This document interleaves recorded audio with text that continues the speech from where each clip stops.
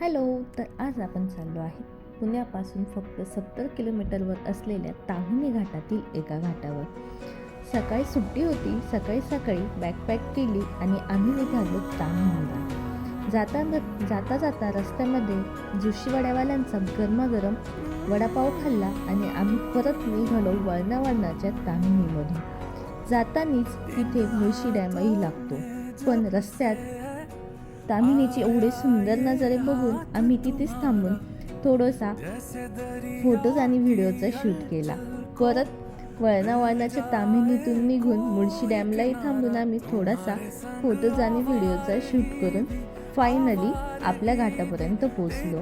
तर तिथे तुम्ही राईट साईडला जय मल्हार ढाबा लागतो, तिथून राईट साईडला आतमध्ये जाऊन हा रस्ता लागतो आणि तिथेच आधी तिकीट काउंटर लागते, जिथे 50 रुपये पर पर्सन तिकीट घेऊन तुम्ही पार्किंग करू शकता. आणि आता आपण आलो आहे ताम्हिणीतील सावळ्या घाटावर. तर तिथे सावळा घाट आणि कुंडलिका व्हॅली असे 2 पॉईंट लागतात. कुंडलिका व्हॅलीचा पॉईंट तो तर खूपच सुंदर आहे. तिथे जाऊन आम्ही थोडा वेळ बसलो, खूप सारे व्हिडिओज फोटोज काढले आणि पहिली तो गोष्ट म्हणजे हा सर्व नजारा खूप शांत आणि मनाला सुखवणारा होता.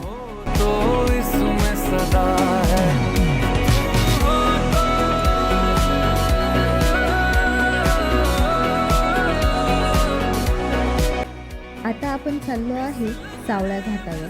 समोरच हे झाड लागते आणि त्याच्या उजव्याच बाजूला आपल्या काही पर्यटकांनी दगडावर दगड ठेवलेले आहेत, तेही दिसतात.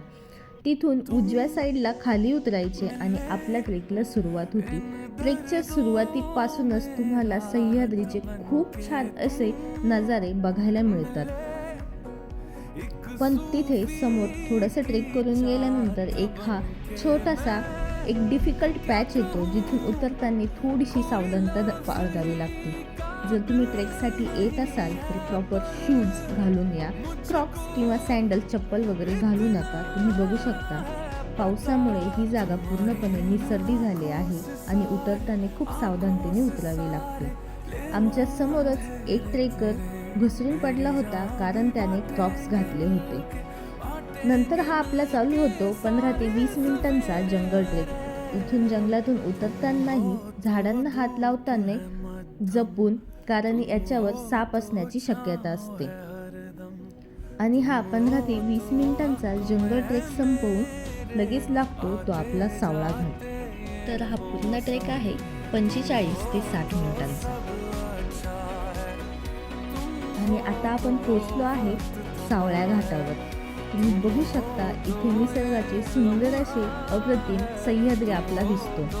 तर हा इथून पहिला दिसतो तो रिंग वॉटरफॉल, दुसरीकडे दिसतो तो देवकुंड वॉटरफॉल आणि मध्ये आहे धीरा डॅम आणि त्याच्या कडेला आहे कुंडलिका व्हॅली. पूर्णपणे निसर्गाचा जिकडे नजर फिरवाल तिकडे तुम्हाला सह्याद्रीचा 360 व्ह्यू दिसतो.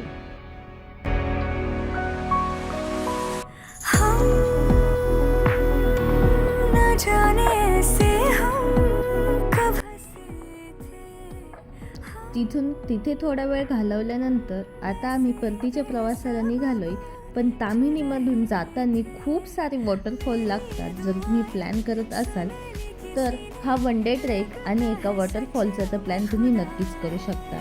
तर इथे आम्ही आलो आहे पळसे वॉटरफॉलला, कारण आज गणपती बाप्पांचे आगमन होणार होते. आम्ही दरवर्षीच गणपती बाप्पांचे आगमन बघतो, म्हणून ह्या वर्षी गणपती बाप्पांच्या आगमनाला न जाता आम्ही पर्यटकांची गर्दी कमी असेल म्हणून निसर्गात फिरायला आलो.